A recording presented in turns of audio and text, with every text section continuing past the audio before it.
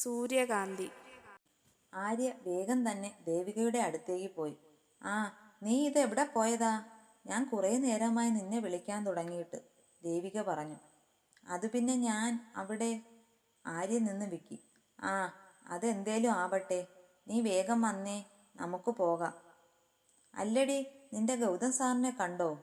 ദേവിക ചോദിച്ചു. സാറിനെ ഒന്നും കാണണ്ട, നമുക്ക് പോകാം, ആര്യ പറഞ്ഞു. കുറച്ച് നിമിഷങ്ങൾക്ക് മുമ്പ് നടന്ന കാര്യങ്ങളോർത്ത് ആര്യയുടെ ചുണ്ടിൽ പുഞ്ചിരി വിരിഞ്ഞു. അത് ദേവിക കാണാതിരിക്കാനും ആര്യ ശ്രദ്ധിച്ചു. കാറിൽ കയറിയ ആര്യ തിരിഞ്ഞു നോക്കിയപ്പോൾ കണ്ടു തങ്ങളെ തന്നെ നോക്കി നിൽക്കുന്ന ഗൗതത്തെ. പെട്ടെന്ന് തന്നെ ആര്യ നോട്ടം മാറ്റി. കാറ് കണ്ണിൽ നിന്ന് മായുന്നതുവരെ ഗൗതം നോക്കി നിന്നു. സ്നേഹതീരത്ത് എത്തിയ കല്ലുമോൾ എല്ലാവരോടും എൻഗേജ്മെന്റിന്റെ വിശേഷം വാതോരാതെ വർണ്ണിക്കുകയാണ്. നിശ്ചയത്തിന് പോയി വന്നതിന് ശേഷം ആര്യമോളുടെ മുഖത്ത് നല്ല സന്തോഷമുണ്ട്. രാവിലെ കണ്ട ആര്യയല്ല ഇപ്പോൾ. ഒരു ഉത്സാഹമൊക്കെ വന്നിട്ടുണ്ട്, മുത്തശ്ശി പറഞ്ഞു. അതെ അതെ എന്ന് മറ്റുള്ളവരും ശരിവെച്ചു. എനിക്ക് അങ്ങനെയൊന്നുമില്ല എന്ന് പറഞ്ഞ് ആര്യ തൻ്റെ റൂമിലേക്ക് പോയി.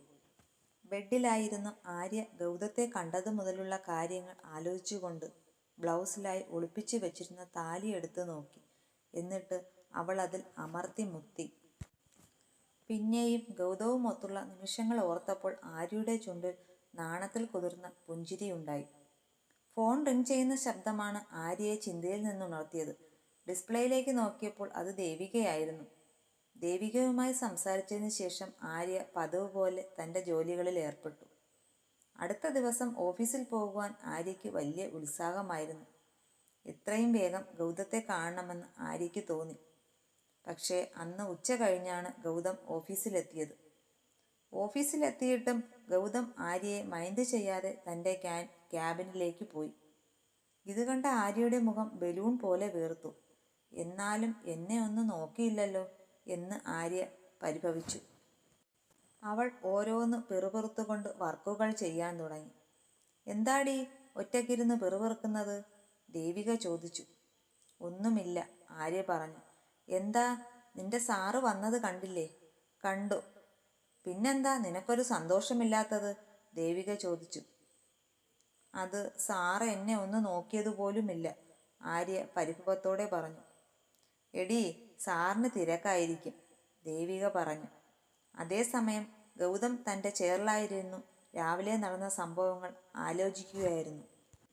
ആര്യയെക്കുറിച്ച് സ്നേഹതീരത്തുള്ളവർക്ക് കൂടുതലായൊന്നും അറിയില്ലായിരുന്നു. അവൾ ജനിച്ചതും +2 വരെ പഠിച്ചതുമെല്ലാം തട്ടാമംഗലം എന്ന ഒരു ഗ്രാമത്തിലായിരുന്നു. അവിടെ ചെന്ന് അന്വേഷിച്ചാൽ എന്തെങ്കിലും വിവരം കിട്ടാതിരിക്കില്ല എന്നും മുത്തശ്ശി പറഞ്ഞിരുന്നു. അതുകൊണ്ടാണ് നേരെ അവിടേക്ക് പോയത്. അവിടെയുള്ളവർക്ക് നന്ദയുടെ മുത്തശ്ശിയെയും അമ്മയെയും നന്ദയെയും അറിയാം. പക്ഷേ നന്ദയുടെ അച്ഛനെക്കുറിച്ച് ആർക്കും അറിയില്ലായിരുന്നു. നന്ദിനി ഒരു പാവമായിരുന്നു. എങ്ങനെയോ ആ കൊച്ചിന് ഒരു ചതുവ് പറ്റി. അതിനെ ആരോ പറ്റിച്ചതാണ്. അതാണ് ആര്യനന്ദ. പ്രസവിച്ചപ്പോഴേ നന്ദിനി പോയി. പിന്നെ ആ കുഞ്ഞിനെ നോക്കിയതും വളർത്തിയതുമെല്ലാം അതിൻ്റെ അമ്മൂമ്മയായിരുന്നു. ആ കൊച്ചു കുറച്ച് വലുതായപ്പോൾ അമ്മൂമ്മയും പോയി. പിന്നെ ആ കൊച്ചിനെ ഏതോ അനാഥാലയത്തിൽ ഏൽപ്പിച്ചെന്നാ പറയുന്നത്. ഇപ്പോൾ അതിന് 10-22 വയസ്സായി കാണും സാറേ. വഴിയരികിൽ കണ്ട ചായക്കടയിൽ അന്വേഷിച്ചപ്പോൾ കടക്കാരനായ ആ മനുഷ്യൻ പറഞ്ഞതാണ്. ഗൗതം അവിടെ നിന്ന് തിരികെ വരാനായി കാറിൽ കയറാൻ തുടങ്ങിയപ്പോഴാണ് അയാൾ പിറകിൽ നിന്ന് വിളിച്ചത്. ആ, പിന്നെ സാറേ, നന്ദിനിക്കൊരു കൂട്ടുകാരി ഉണ്ടായിരുന്നു, രാജേശ്വരി. അവൾ ആ ആൽത്തറ ജംഗ്ഷന് സമീപമാണ് താമസിക്കുന്നത്. ജംഗ്ഷനിൽ ചെന്ന് രാജേശ്വരിയുടെ വീട് ചോദിച്ചാൽ പറഞ്ഞു തരും.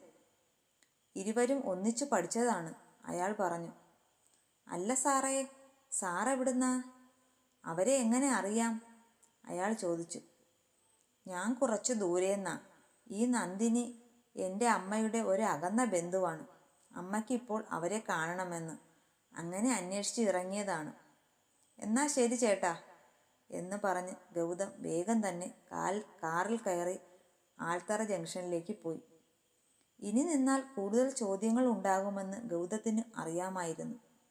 അതുകൊണ്ടാണ് വേഗം തന്നെ അവിടെ നിന്ന് പോകുന്നത്. വീട് അന്വേഷിച്ചപ്പോൾ ജംഗ്ഷൻ കഴിഞ്ഞ് രണ്ടാമത്തെ വീടാണെന്ന് അറിഞ്ഞു. വീടിന് മുന്നിലായി കാർ ഒതുക്കി. ഗൗതം ആ വീട്ടിലേക്ക് നടന്നു. ഒരു ഓടിട്ട കെട്ടിടമായിരുന്നു. മുറ്റത്ത് തന്നെ ഒരമ്മയും കുഞ്ഞും നിൽക്കുന്നുണ്ടായിരുന്നു. ഗൗതത്തെ കണ്ട അവൾ, ആരാ, മനസ്സിലായില്ലല്ലോ. ഞാൻ ഗൗതം കൃഷ്ണ, ടൗണീന്നാ. രാജേശ്വരിയുടെ വീടല്ലേ? അതെ, അമ്മ കിടക്കുകയാണ്, ഞാൻ വിളിക്കാം എന്ന് പറഞ്ഞ് അവൾ കുഞ്ഞിനെയും എടുത്തുകൊണ്ട് അകത്തേക്ക് കയറിപ്പോയി. ഏകദേശം 45 വയസ്സ് തോന്നിക്കുന്ന ഒരു സ്ത്രീ പുറത്തേക്ക് വന്നു. അവർ ഗൗതത്തെ തന്നെ നോക്കി. ആരാ, എനിക്ക് മനസ്സിലായില്ലല്ലോ. എൻ്റെ പേര് ഗൗതം കൃഷ്ണ. എനിക്ക് അമ്മയുടെ കൂട്ടുകാരി നന്ദിനിയെക്കുറിച്ച് അറിയാനാണ് വന്നത്. അവൾ ആശ്ചര്യത്തോടെ ചോദിച്ചു. നന്ദിനിയോ? അതെ, നന്ദിനി. അവൾ ഇന്ന് ജീവിച്ചിരിപ്പില്ലല്ലോ മോനെ, രാജേശ്വരി പറഞ്ഞു.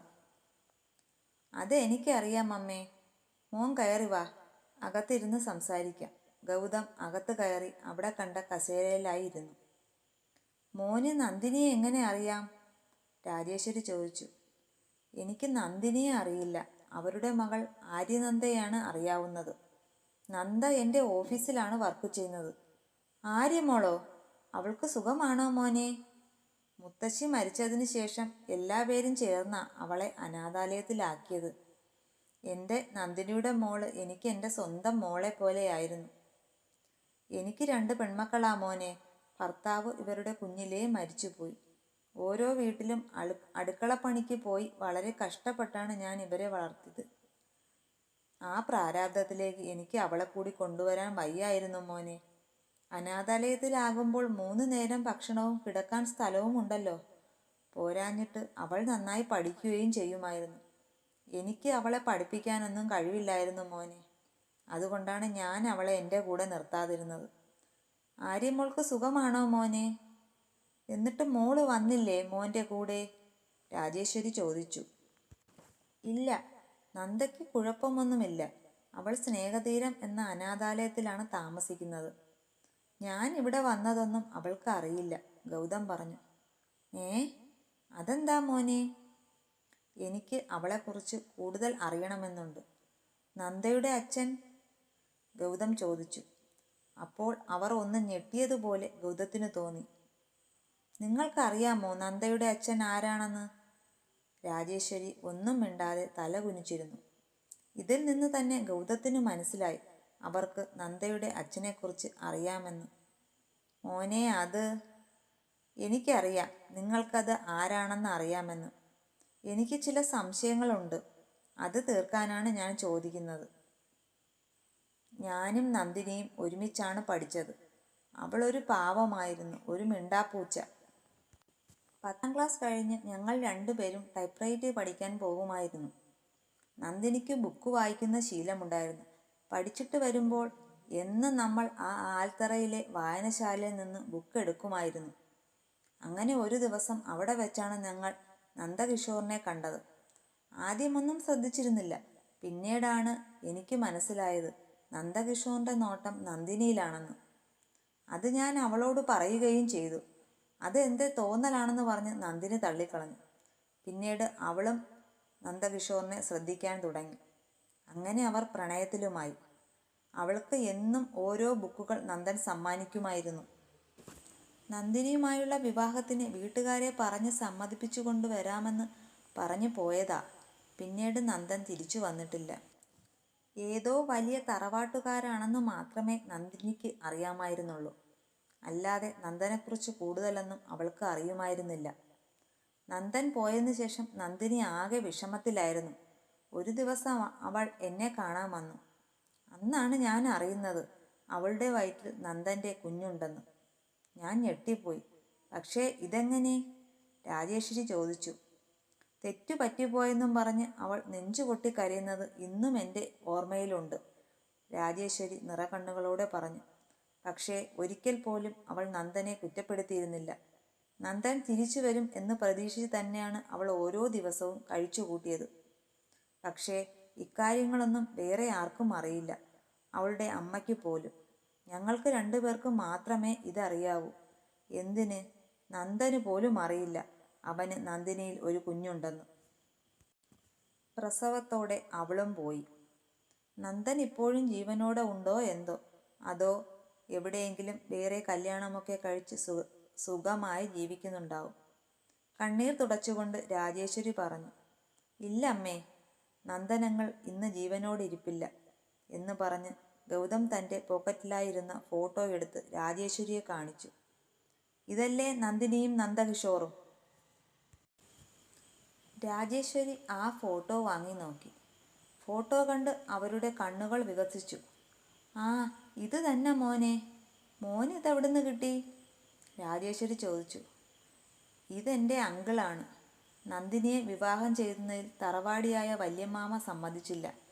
അങ്ങനെ വല്യമാമയുമായി വഴക്കിട്ട് അങ്കിൾ അവിടെ നിന്ന് ഇറങ്ങിയതാണ്. പക്ഷേ ഇവിടേക്കുള്ള യാത്രയിൽ ഒരു ആക്സിഡൻറ്റിൽപ്പെട്ട് അങ്കിൾ മരിച്ചു. ഇത് ആർക്കും അറിയില്ല. ഞാൻ അന്വേഷിച്ച് അറിഞ്ഞതാണ്. തറവാട്ടിലുള്ളവർ ഇപ്പോഴും വിചാരിക്കുന്നത് അങ്കിൾ നന്ദിനിയെ വിവാഹം ചെയ്ത് അവരുടെ കൂടെ ജീവിക്കുന്നു എന്നാണ്. ഗൗതം പറഞ്ഞു. എന്നാലും എൻ്റെ ദൈവമേ, എൻ്റെ ആര്യമോൾക്ക് അച്ഛനും അമ്മയും ഇല്ലാതെ പോയല്ലോ, രാജേശ്വരി വിഷമത്തോടെ പറഞ്ഞു. നന്ദയ്ക്ക് ഇനി മുതൽ അച്ഛനായും അമ്മയായും സഹോദരനായും ഭർത്താവായും ഞാനുണ്ടാകും. അവളെ ഞാൻ ആർക്കും വിട്ടുകൊടുക്കില്ല, ഗൗതം പറഞ്ഞു. എന്നാൽ ശരി, ഞാൻ ഇറങ്ങട്ടെ എന്ന് പറഞ്ഞ് ഗൗതം തൻ്റെ പേഴ്സിൽ നിന്നും കുറച്ച് കാശെടുത്ത് രാജേശ്വരിക്ക് കൊടുത്തു. അവർ അത് വാങ്ങാതെ നിന്നു. വേണ്ട മോനെ, എനിക്കിപ്പോൾ കാശിൻ്റെ ആവശ്യമൊന്നുമില്ല. എന്നാലും ഇതിരിക്കട്ടെ, നന്ദ തരുന്നതാണെന്ന് കരുതിയാൽ മതി എന്ന് പറഞ്ഞ് ഗൗതം അവരുടെ കയ്യിലായി വെച്ചു കൊടുത്തു. ഇപ്പോൾ ഞാൻ വരട്ടെ. ഇനി വരുമ്പോൾ എൻ്റെ കൂടെ നന്ദയും കാണും, ഗൗതം രാജേശ്വരിയോട് യാത്ര പറഞ്ഞിറങ്ങി. തിരികെയുള്ള യാത്രയിൽ ഗൗതത്തിൻ്റെ മനസ്സ് മുഴുവൻ നന്ദയായിരുന്നു. എത്രയും പെട്ടെന്ന് തന്നെ അവളെ കാണണം എന്നുള്ളതുകൊണ്ടാണ് വേഗത്തിൽ ഓഫീസിലെത്തിയത്.